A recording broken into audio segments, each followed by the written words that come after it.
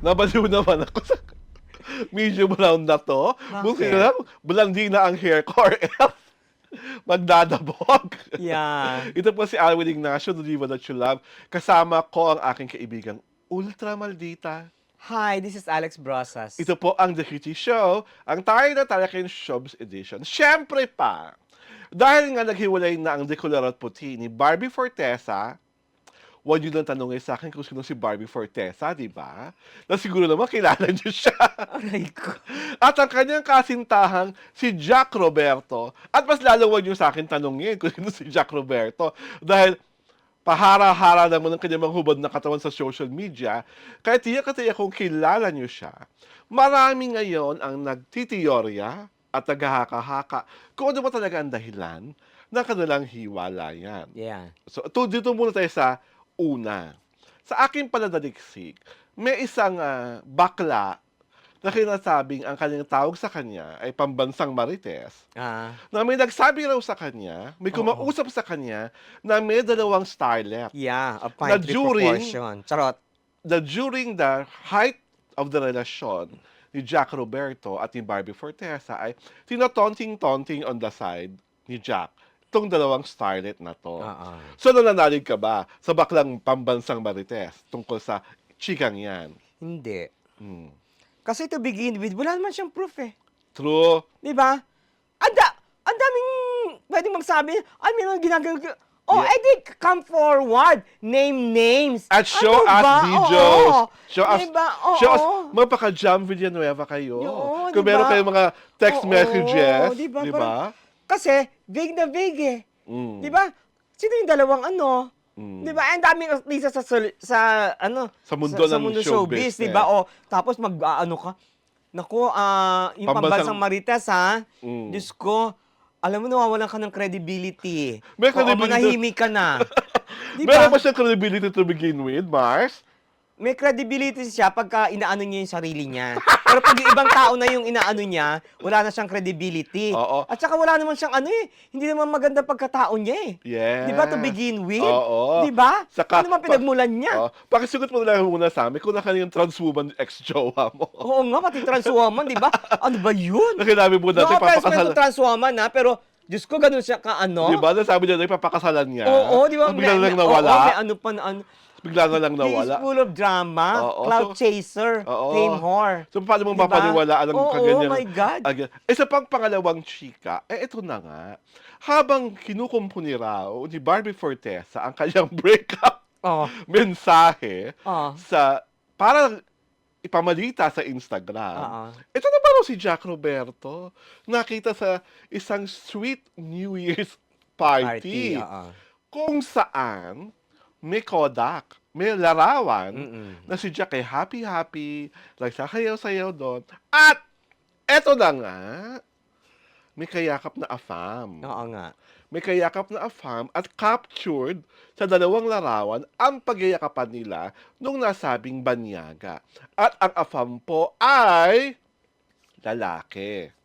Kapwa niya lalaki. Lalaki ba? Oo, parang mukhang lalaki. Okay. Babalbasarado. Oo. Afam.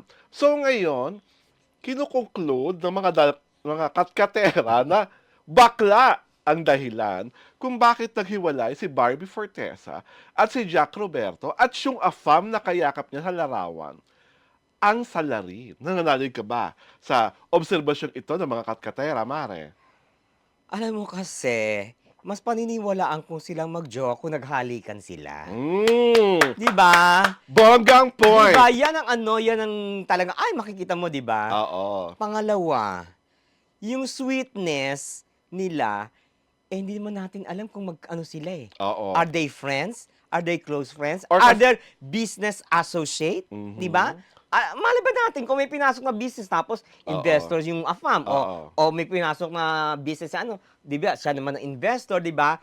That picture or pictures are not conclusive to what we really know about To that. warrant, Oo. to warrant a relationship Oo. status. Kasi ang problema kasi, eto lang sasabihin ko palagi, Go, my sis. God!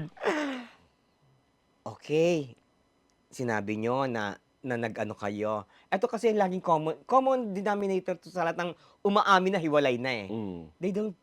They are not brave enough to To tell the tell the reasons reason. Di ba? behind it. Kaya tuloy na paglalaroan sila, Mm. speculation dito, Oo. gossip dito, rumor doon. Mm. Di ba? Kung ano-ano. Di ba parang kang nawala yung essence ng pag-amin mo. Oo. Kasi hindi straightforward, may kulang. Oo. Di ba dun sa ano mo, inamin mo, hiwalay kayo. But the reason, alam mo actually mas ang hinahanap ng tao, mas yung reason ng paghihiwalay nyo kaysa yung paghihiwalay nyo mismo. Oo. Yun ang palaging point. But celebrities don't understand Yes. that. Yun nga, di ba? Dahil Diba? nga sa ginawa niyang Oh. announcement, nabash pa si Barbie. Oo Kasi ang nga. drama niya, beautiful goodbye. Ning! There's no such thing as There's beautiful no such thing goodbye. as a beautiful goodbye. Lalo na, 7 taon yung romansahan niyo. May sakit, may pait, may buot, may suklam. Oo, goodbyes Imposibleng wala. Goodbyes are always replete with heartache, Yes. di ba? Pain, di ba? It comes hand to hand, di ba? Ganun yun. Parang, Parang, ano sabi niya? Sweet goodbye? Beautiful goodbye. Beautiful goodbye? No. Goodbyes are painful and ugly. Ito pa.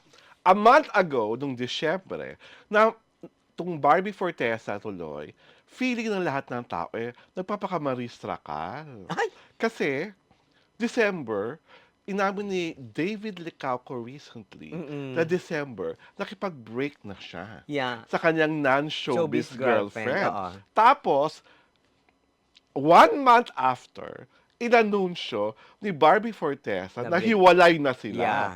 ni Jack Roberto. So, ang gustong malaman ng dalanda ng sangrekwa mga katkatera, kailan lalabas yung non-showbiz girlfriend Yung David screenshots. Licauco Yung at screenshot. mag-share Oo, kasi ng screenshot. screenshot ngayon ng labanan. Oo, yes! Yun talaga ang, Wala, di ba? wala Sabi, kang kawala. time is the true teller. Yeah. Kailangan ng mga screenshots mo, Ning. Para malalim kami talaga na totoo ngang hiwalay na kayo ni David Licauco. At pangalawa, na hindi ito premeditated. May nabasa ko kasi sa X, sabing ganon, kaya daw nag-break ang dalawa, it's because somebody's pushing the Love team. Yung parang ima-max na nila this year. Oo. So kailangan walang distractions, Oo. walang kailangan nakafocus lang.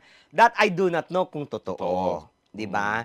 Kung totoo, my God, you have to sacrifice your relationship because For a career. Oo, For your diba? career. Saka kung totoo, How sad. nakawawa naman si Jack lalo. Ano yung collateral damage? Di ba? And it's so sad na, di ba sabi ko sa mga celebrities, mga pawns yan, tsak, di ba Pero at least ganun? na maganda ngayon kay Jack Roberto, meron siyang sabon. Ay, na oh! promote. My God, the title of which, my God, the name of which. Napaka-witty ng pangalan My ng sabon. God. Di ba? Oh, Alam ko, spell out mo, ha? Jackal. Oh.